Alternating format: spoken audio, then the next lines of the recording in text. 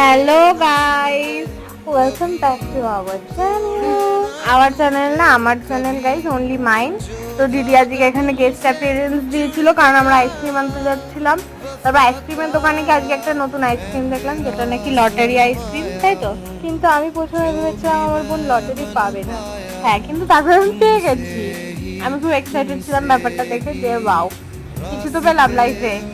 তারপর আমার বুনু এখানে আইসক্রিম খাচ্ছে আর ও খুব মজা পেয়েছে আইসক্রিমটাকে। আইসক্রিমটা খেতে অনেক ভালো ছিল, ও দেখিয়েও দিল যে আইসক্রিমটা খুব টেস্টি। তারপরে ওর সাথে এখন আমাকে খেলতে হবে। কারণ দিদি কি করছিলি তুই তখন?